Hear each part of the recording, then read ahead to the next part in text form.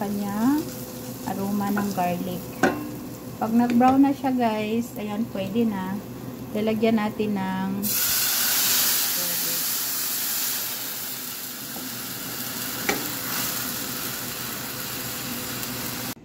so, ready na yung food natin guys. White rice, chicken sizzling, at saka mulukia.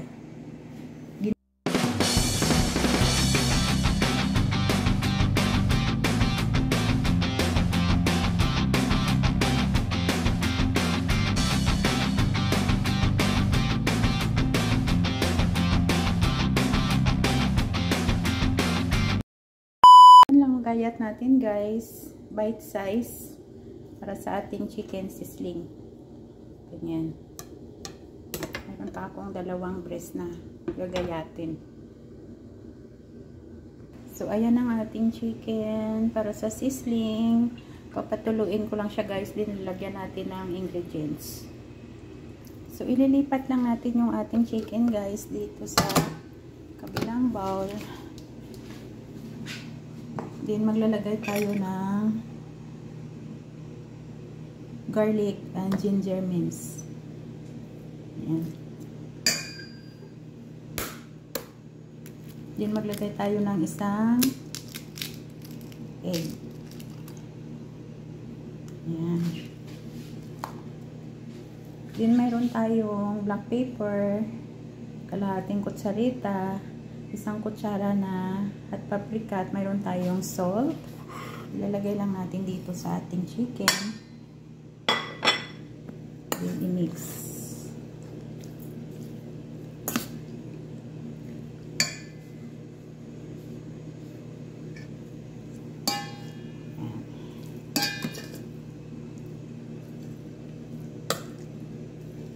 Then, isit aside lang natin guys. Takpan, isit aside. Gagawin natin yung mga ibang ingredients. I-coat na natin yung ating chicken para sa sizzling. Maglagay lang tayo sa separate bowl ng garlic powder, black pepper, paprika, saka flour.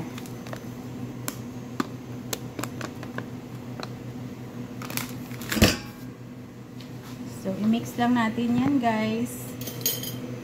Paghaluin lang natin. Pag na-mix na natin siya ng maayos guys, ilalagay lang natin sa ating chicken.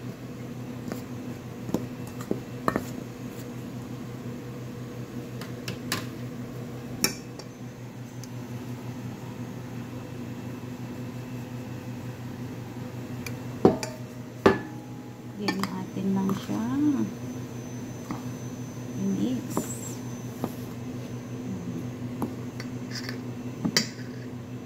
So, nalagyan na lahat ng flour ang ating chicken, guys. Magprito na tayo ng ating chicken.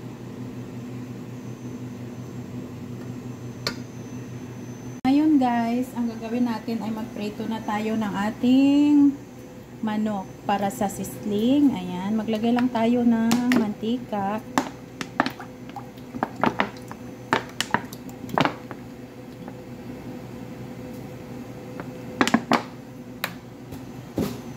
Antayin natin siya mainit guys, yung ating oil.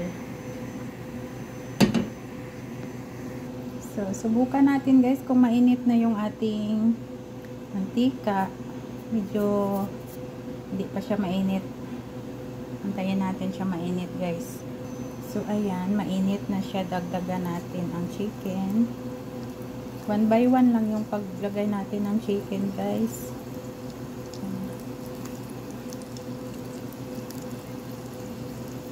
Para hindi masama yung ibang flour sa oil.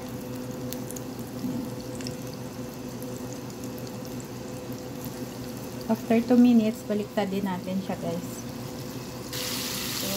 Sayin na natin.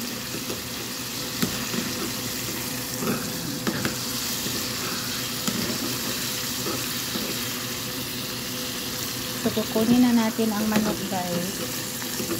At maglalagay tayo ulit ng panibago. I-drain lang natin siya. Yung ating chicken sizzling, guys. Tapos na ako nagprito. So, ito yung ating mga sauce, guys, ilagay.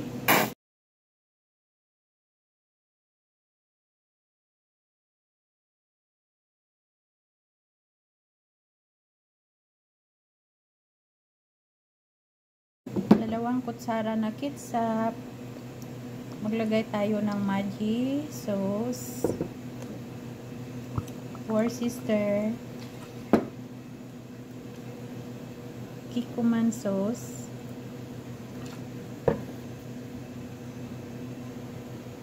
Japanese sauce. Itong Japanese sauce ay extra mikuko. Then maglagay tayo ng oyster sauce.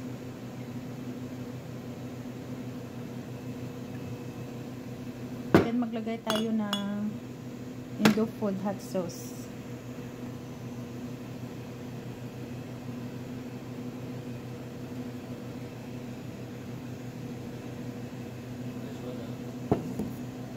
So, ayan na guys, ready na yung ating sauce. Nilagay ko na. Then, ito yung ating gagamitin na powder. Black pepper, 2 Maggi. Sugar, 1 kutsara. Kamon, at saka hot paprika. So, tara guys, mag-ano na tayo. Gawa tayo ng sauce. So, sa kaldero guys, naglagay lang ako ng mantika. Painitin natin.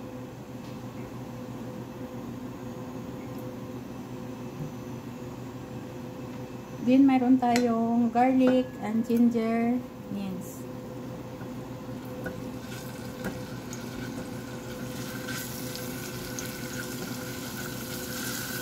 Antayin lang natin siya guys mag-brown.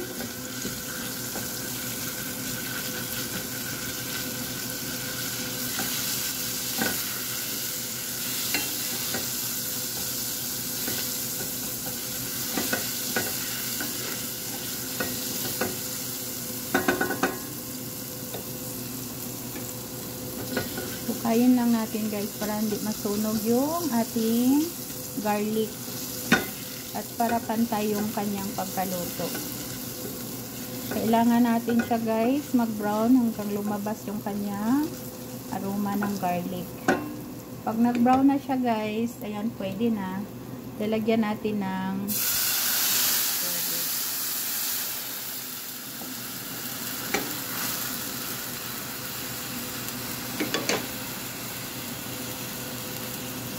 then, ilalagay natin ang ating powder.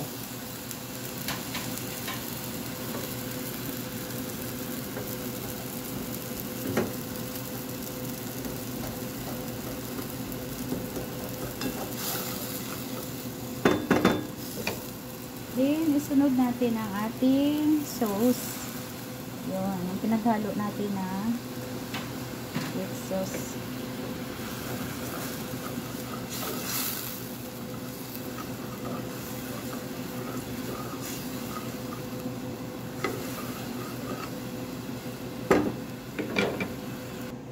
So, nag-add ako ng tubig, guys. Ang dinagdag ko na tubig dyan ay yung mainit na. Dito sa kabilang kaldero, nagpainit na ako. Nilagay ko na dito. Dito sa bowl ng aking sauce kanina, same bowl, naglagay ako ng 2 kutsarang cornstarch. Tutunawin lang natin siya, guys. So, ito na yung ating cornstarch, guys. Tinunaw ko siya sa malamig na tubig. Then, ilalagay natin doon sa ating ginawang sauce. Ayan, ito, kumukulo na siya, guys. Dahan-dahan natin ibuhos yung hukayin lang natin, ang hukayin para hindi magbuo-buo yung ating cornstarch. Ayan, pag medyo malapot na siya, guys, ilalagay na natin yung ating sibuyas at saka bell pepper. Ayan. kulong-kulo na siya guys. Lalagay na natin yung ating sibuyas at bell pepper. Hinati lang natin siya. Slice natin ng cubes. Ayan. Then, takpan lang natin at papatayin na natin yung ating apoy. Kasi magluluto tayo ng rice. Ngayon guys, rice na naman ang lutuin natin. Yung ating white rice. Nagpakulo na ako ng tubig. Lalagyan natin ng asin. Maglagay na rin ako ng oil. Ito yung aking rice na hugasan ko na. Ilalagay na natin sa kumukulong tubig. So, huhukayin lang natin. Pakuluan natin ang rice hanggang sa maging half cook na siya guys. Pag half cook na, i-drain natin tapos ibalik ulit sa kaldero.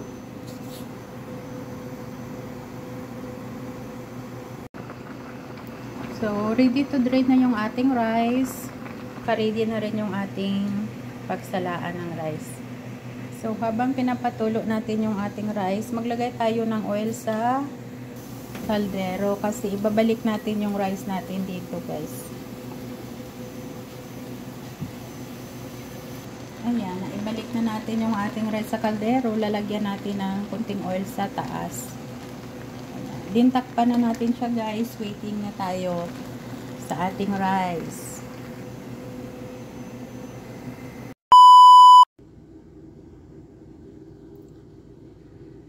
So guys, ito yung ating gagamitin na saluyot.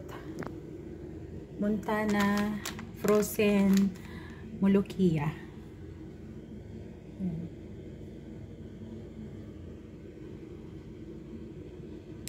So, ito yung manok natin guys. Pinapalambot lang natin kasi kalalabas ko lang sa freezer. So guys, meron tayong kaldero. Magpainit lang tayo ng oil.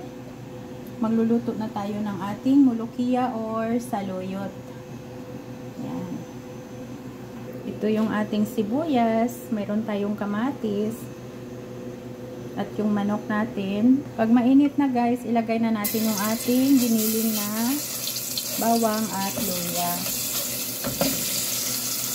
Yan, isunod natin ang sibuyas.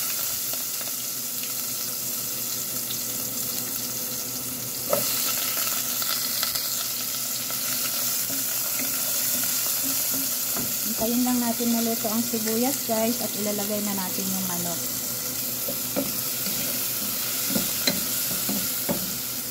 So, ilalagay natin yung manok sa kabilang side.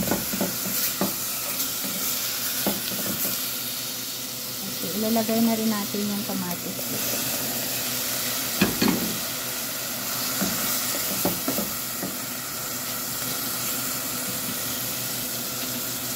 Then, mayroon akong 2 magi at saka pamintang powder.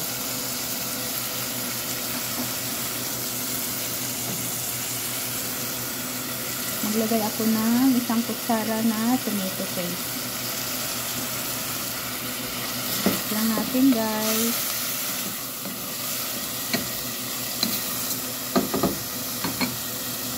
Then tatakpan lang natin. So titingnan natin yung ating manok. Pwede na natin sa lagyan ng tubig para makuluan ang ating chicken.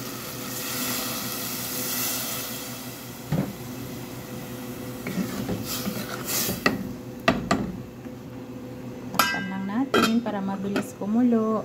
Luto na yung ating chicken para sa moluccia. Kunin lang natin.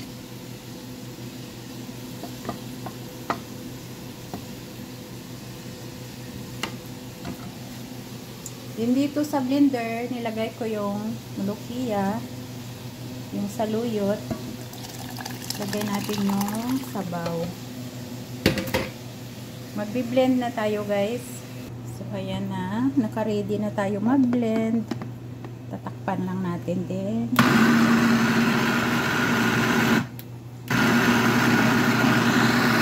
So ibabalik lang natin yung chicken sa kaldero. So, titingnan natin kung okay na yung ating. Ayan. So, okay na siya guys. Ilalagay na natin siya sa kaldero.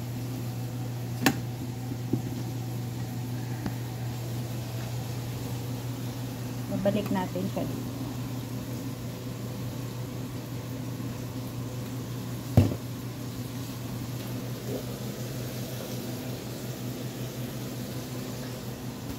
Dito pakukuluan lang natin siya saglit guys, then luto na yung ating mulukiya. So guys, ito na yung ating sizzling sauce. Maglagay lang ako dito ng sauce sa kawali.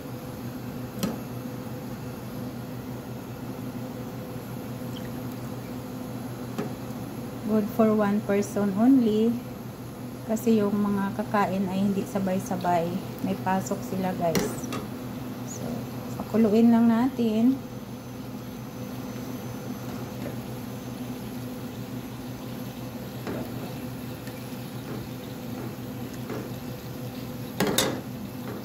Ito na yung ating chicken sizzling guys. Tapos na ako nagprito. So, maglalagay na tayo sa ating sauce.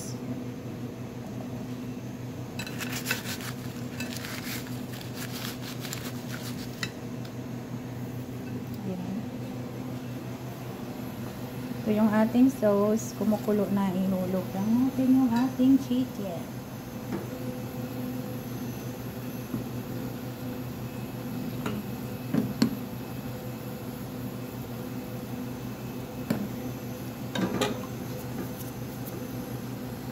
Ito yung ating saluyot. Luto na din. At ito yung ating white rice. So, mag-serve na ako guys.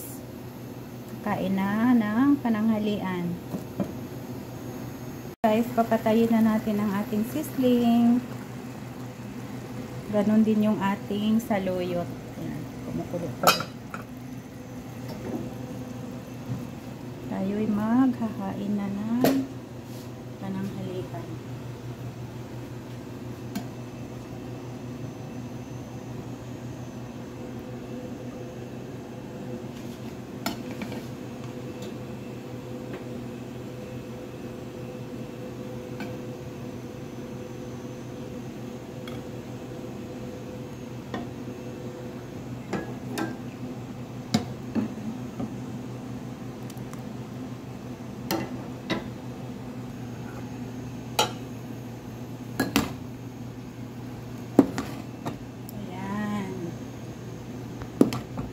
Kain ang mga Arabo kong alaga ng saluyot guys. Basta ang gusto nila giniling.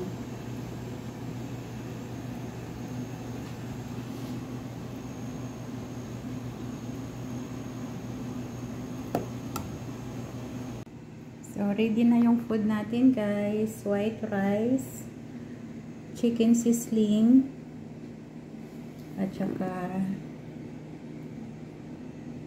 mulukiya. Giniling na mulukiya. Saluyot yan guys, giniling.